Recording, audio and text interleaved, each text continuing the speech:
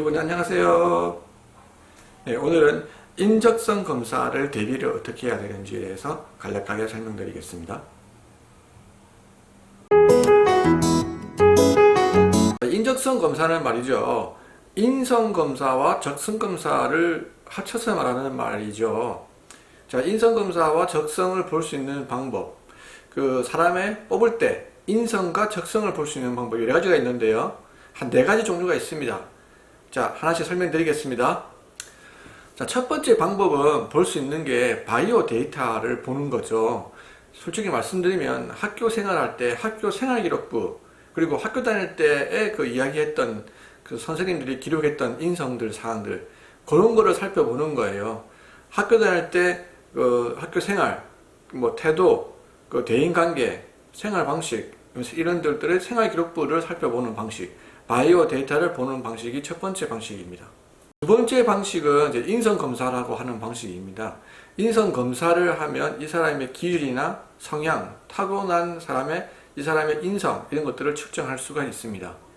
세 번째 방식은 이제 적성검사죠. 적성검사는 이 직무를 수행하는데 직무 수행을 어느 정도 잘 할 수 있느냐를 예측할 수 있는 게 다입니다. 네 번째 방법은 정서역량 검사라는 게 있습니다. 이런 직무들에서 발생할 수 있는 상황들에서 이 사람이 어떻게 정서적으로 반응을 하느냐를 살펴보는 방식이 정서역량 검사가 되겠습니다. 자, 인적성 검사는 인성검사와 적성검사 두 개를 동시에 하는 거죠. 그래서 인성검사와 적성검사를 분리할 수도 있습니다. 그런데 앞으로도 보면은 분명히 인성검사가 더 강화될 겁니다. 왜냐? Z세대나 밀레니얼 세대는 자식이 한 명밖에 없는 세대들이 많죠. 집에서 귀여움만 받고 자랐습니다. 그런데 직장 생활에 들어오면 칭찬받는 일보다 사실 혼나는 일이 더 많을 겁니다. 한번 혼났다고 해서 이 사람이 다시 보복을 한다거나 이런 인성에 문제가 있으면 되지 않습니까? 사람도 혼나지만 혼내는 사람도 마음이 아프거든요. 그래서 인성검사가 더욱더 강화될 가능성이 굉장히 큽니다. 그래서 큰 대기업 같은 경우는 경력사원을 뽑을 때도 인성검사, 적성검사를 안 하더라도 인성검사는 다른 데 의뢰하든 개인이 개발한 걸 하든 해서 인성검사를 하는 경우도 많이 있습니다. 이제 본격적인 팁을 알려드리겠습니다. 자, 첫 번째, 시험 시간이 길기 때문에 집중적으로 계속 오랜 시간, 3, 4시간 동안 집중해서 하는 체력 관리가 중요합니다.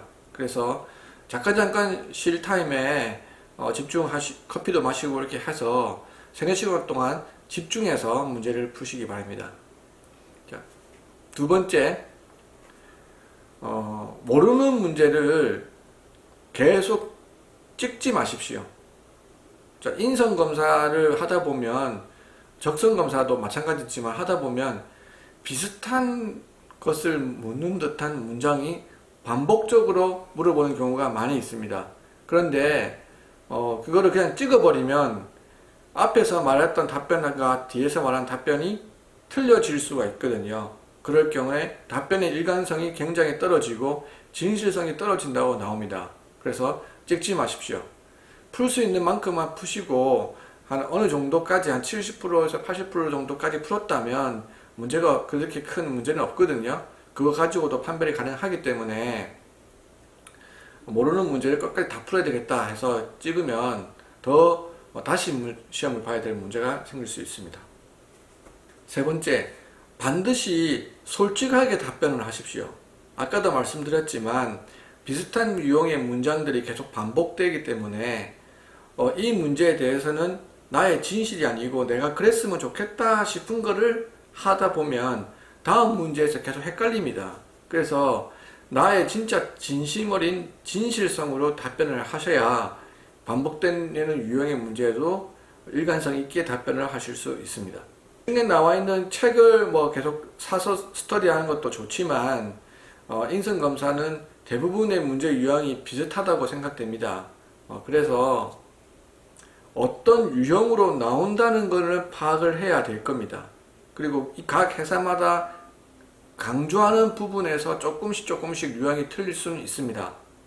그래서 어떤 유형으로 문제가 나온다는 것은 파악을 하시고 그거를 몇 시간 동안 인적성 검사를 준비하기 위해서 며칠을 준비한다든지 그러실 필요까지 있을까라는 생각은 듭니다. 그러실 필요보다는 어떤 유형의 문제들이 나오기 때문에 이렇게 대처하면 되겠다라고 하는 것들이 더 좋을 것 같습니다. 효율적인 시간을 쓸 수 있을 것 같습니다. 자, 여기까지 말씀드리겠습니다. 안녕.